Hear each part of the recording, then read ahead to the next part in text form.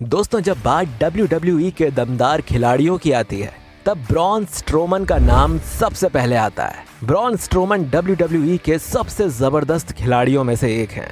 Ring में इनको अपने सामने देखकर अच्छे अच्छे रेसलर्स के पसीने छूट जाते हैं, फिर चाहे वो ब्रॉक लेसनर जैसा रेसलर ही क्यों ना हो। ब्रॉन सिर्फ अपने राइवल रेसलर्स को हवा में उड़ाने में ही अच्छे नहीं हैं, बल्कि वो अपने फैंस का दिल जीतने में भी बहुत अच्छे हैं। तो अगर आप भी ब्रॉन स्ट्रोमन के फैन हैं तो ये वीडियो आपको बहुत पसंद आने वाला है। वेलकम बैक दोस्तों, स्वागत है आपका सेलेब्स फॉर स्टाइल में। दोस्तों, आज के हमारे इस वीडियो में हम आपको ब्रॉन स्ट्रोमन की लाइफ स्टाइल के बारे में बताने वाले हैं। इस वीडियो में आप ये भी जानेंगे कि किस तरह ब्रॉन स्ट्रोमन 20 साल की उम्र में एक मैकेनिक और नाइट क्लब बॉडीगार्ड होने के बाद भी WWE की रिंग में अपनी जगह बना पाए। तो बिना देर किए चलिए इस वीडियो को करते हैं शुरू। ब्रॉन स्ट्रोमन का पूरा नाम एडम जोसेफ सीहर है और इनको WWE में सब द मॉन्स्टर अमंग मैन और the black sheep and the new face of destruction, the mountain of a man और द एमोनिबल स्ट्रोमन जैसे कई नाम से लोग जानते हैं। स्ट्रोमन एक अमेरिकन रेसलर हैं। एक रेसलर होने के साथ साथ ब्रॉन स्ट्रोमन एक प्रोफेशनल स्ट्रॉन्ग मैन भी हैं। इन्हें WWE में साइन किया गया है। ब्रॉन स्ट्रोमन का जन्म 6 सितंबर 1983 को शेरिल फोर्ड यूएसए के नॉर्थ कैलिफोर्निया में हुआ था। इन्होंने अपनी schooling Bandy high school Catawba North California में पूरी की थी। अपनी जवानी के दिनों में ब्रॉन स्ट्रोमन कई अलग अलग खेल जैसे फुटबॉल, रेसलिंग, ट्रैक तथा फील्ड में शामिल हुआ करते थे। ब्रॉन ने कई बार स्ट्रॉन्गमैन कंपटीशन में यूएसए को भी रिप्रेजेंट किया था, जिसकी वजह से ब्रॉन स्ट्रोमन काफी पॉपुलर हो गए थे। साल 2012 में आर्नोल्ड अमेच्योर स्ट्रॉन्गमैन चैंपियनशिप जीतने के बाद उन्हें 2013 में आर्नोल्ड स्ट्रॉन्गमैन क्लासिक के लिए भी इनवाइट किया गया था। WWE career. साल 2013 में ब्रॉन स्ट्रोमन ने WWE के साथ कॉन्ट्रैक्ट साइन किया था। कॉन्ट्रैक्ट साइन करने के बाद ब्रॉन ने परफॉर्मेंस सेंटर में काफी लंबे समय तक ट्रेनिंग ली और फिर ट्रेनिंग लेने के बाद साल 2014 में ब्रॉन स्ट्रोमन ने जैक्सनविल फ्लोरिडा में NXT लाइव इवेंट में एक मैच के दौरान चैट गैबल को हराया। इस मैच से पहले ब्रॉन स्ट्रोमन एडम रोज के एक रोजबर्ड ग्रुप में नजर आते थे। WWE में साइन होने के 2 साल बाद भी ब्रॉन ने NXT में कोई मैच नहीं लड़ा, क्योंकि उन 2 सालों में ब्रॉन स्ट्रोमन परफॉर्मेंस सेंटर में लगातार ट्रेनिंग दे रहे थे।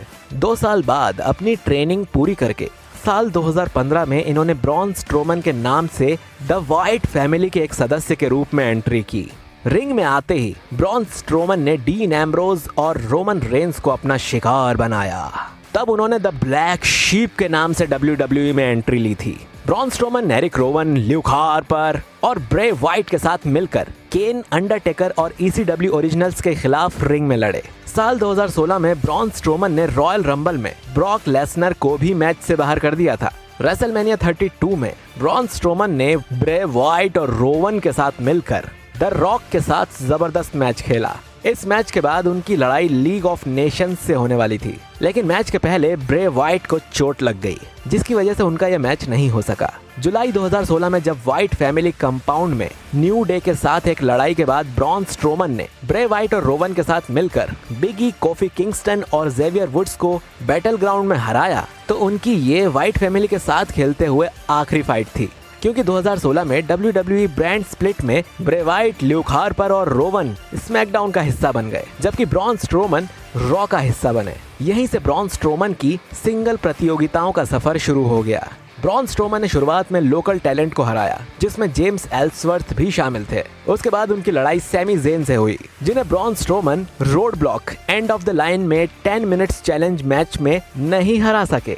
सर्वाइवर सीरीज 2016 में टीम रॉ को हराने वाले रेसलर में सैमी ज़ेन भी शामिल थे। जनवरी 2017 में ब्रॉन स्ट्रोमन ने रोमन रेंस पर उस समय वार किया जब रोमन रेंस रॉयल रंबल में केविन ओवंस के साथ यूनिवर्सल टाइटल के लिए लड़ रहे थे। उसकी वजह से 2017 में सबसे जबरदस्त फाइट की शुरुआत हुई, जिसमें ब्रॉन स्ट्रोमन और रोमन रेंस दोनों रेसलर्स 3 बार लड़े। इस मैच में उन्हें 2 बार जीत मिली, जबकि उन्हें 1 बार रोमन रेंस ने हरा दिया। ब्रॉन स्ट्रोमन ने 2017 में बिग शो के साथ भी लड़ाई की, जिसमें रेसलमेनिया 33 के दौरान ब्रॉन स्ट्रोमन और बिग शो ने Andre the giant battle royal में हिस्सा लिया, जिसे मोजो रॉली ने जीता। 17 अप्रैल के रॉ एपिसोड के दौरान जब उनकी लड़ाई बिग शो से हो रही थी, तब उस समय ब्रॉन स्ट्रोमन के एक सुप्लेक्स की वजह से पूरी की पूरी रिंग टूट गई थी। क्या जबरदस्त सीन था वो, मतलब मजा ही आ गया था। साल 2017 में जब ग्रेट बॉल्स ऑफ फायर में ब्रॉन स्ट्रोमन ने रोमन रेंस को एक एम्बुलेंस मैच में हराया, तब उन्होंने ये निश्चित कर लिया था कि वो अगले चैंपियन बनेंगे। इस मैच के एक महीने बाद समर स्लैम के मेन इवेंट में ब्रॉन स्ट्रोमन ने रोमन रेंस और समोआ जो के साथ मिलकर ब्रॉक लेसनर को एक फैटल 4-वे मैच के लिए चैलेंज किया। इस चैलेंज को ब्रॉक लेसनर ने रोमन रेंस को हराकर जीत लिया। इस चैलेंज मैच के दौरान ब्रॉन स्ट्रोमन ने भी काफी अच्छा परफॉर्मेंस किया।